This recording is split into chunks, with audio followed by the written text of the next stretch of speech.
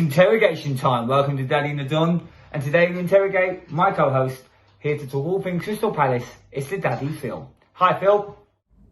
Hi Graham, you alright? So, Phil, last season, what do you rate your season for Crystal Palace out of 10? Was you happy? Was you content? Was you mad? And also, how do you think Roy would be remembered with the fans? What his legacy is, and were you happy to see the back of him in the end? Yeah, so last season, I think it was alright in the end. Probably where we'd expect to finish. Started off really well, like beat Man United, got a lot of points in the bag early, but then obviously coming up to Christmas, Wilf got injured, form dropped. I think we probably had about like 10 or 12 games without a win, really struggled to score goals, especially without him in the team. Finished really well. Luckily, there was a lot of low-scoring teams in the league, so we stayed clear of safety that way. But I think when you look at the season as a whole, it was probably where we all expected to finish. Nothing amazing to look at, no flair, no excitement, but just a standard finish as we'd expect. Yeah, and for Roy, I think he's going to be remembered well by the fans. Hope he's going to be remembered well by the fans anyway. I think he's done a great job. We was in a bit of a shambles when the ball left us, and he turned that around eventually. Like, we struggled a little bit when he first joined. We're looking like certainty to go down. He stabilised us, he's kept us in the league. He's done basically what it says on the tin in regards to like a Hodgson football team.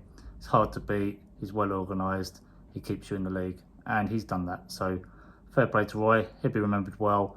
Hopefully he'll get a job upstairs or something, or if another team takes him, good luck to him, but wish him all the best.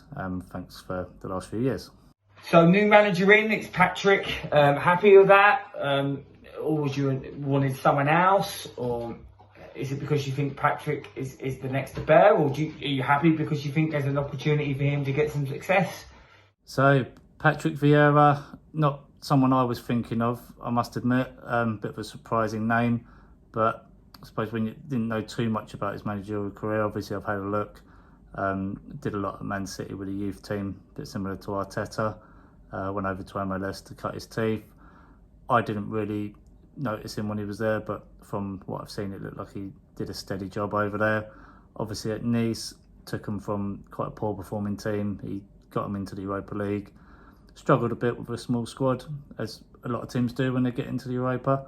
So obviously lost his job in December, but I think if you look back at his actual record, he didn't do too bad there. Similar sized club to us, maybe a little bit bigger, so hopefully his ability can cross over to the Premiership, and we'll just have to see how that transcends. Are you happy it wasn't Frank Lampard? Yeah, I was really worried at one point that it was going to be Frank, and I think it would have ended in disappointment. Would have probably got relegated. He didn't do as good as everyone made out at Derby. He had all that talent on loan when he was there and still going to get promoted. So struggled after that first season at Chelsea. He had no expectation that season, so it was a free season. Then as soon as he got money and expectation, he really struggled. Quite rightly got sacked, and we've seen the difference at the club since he's left. But yeah, I was really worried and glad it's not him. Sorry, Frank. I'm not picking on you, but I don't think you even got interviewed. Anyway, moving on. New signing, Michael Elise. How do you feel about that? Because personally, I think that's a fantastic piece of business. Yeah, to be honest with you, that's an absolute bargain at 8 million. One of the standout young players in the Championship last year. A bit similar to Eze from the year before, but obviously a lot smaller price. I think taking advantage of the market at the moment, being a bit deflated. But yeah, 8 million, you're not going to get too many complaints about him. Just think we need to get a few players around him and sort of build a sort of younger, more enthusiastic squad. But looking to see him in a Palace shirt and see how Patrick can get the best out of him. With him in, where do you think that you're going to strengthen? And where would you want to strengthen? Do you think there's a lot of players need to come in? And if you don't strengthen, is that going to affect your finishing place for the upcoming season? Yeah, so as I've said, it's not going to be able to do it by himself. So we need to get a few other players around, freshen the team up, a few younger legs. I think quite a lot of people got released, so we're going to realistically need another 2 centre halves, centre mid, and probably another utility man that can sort of float between all 4 positions. Potentially a right back, and I'd say like another backup winger to sort of fill the void left by Andros Townsend. Not a starter, but just someone that can come in and sort of fit into that shape. And yeah, if we don't strengthen, obviously it's going to be a pretty tough season for us. Got an ageing squad as it is, and a very small squad now. So if we don't get those players in, we are going to struggle big time. Realistically, in 5 years' time, where do you think Crystal Palace is going to be? Are you hopeful that maybe European football can come at some point? Or are you just realistically thinking stay in Premier League as much as possible, as long as possible? So 5 years' time, I'd say it's pretty tough to predict that really, because obviously Patrick's only just been given the job, so we've got to see how he performs first before we can sort of look into the future. But I'd be more than happy if we just sort of chugged along, doing what we've been doing under Roy, but perhaps a little bit more fancy on the eye. So not sort of just grinding results out, actually playing some football.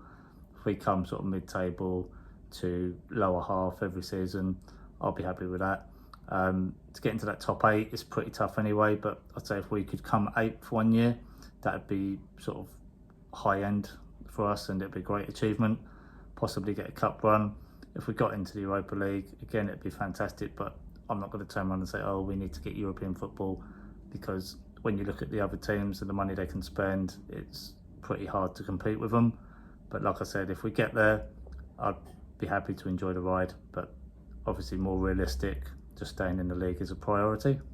And finally, Phil, just one other question. Who do you reckon is going to be your star player of the season for the upcoming season?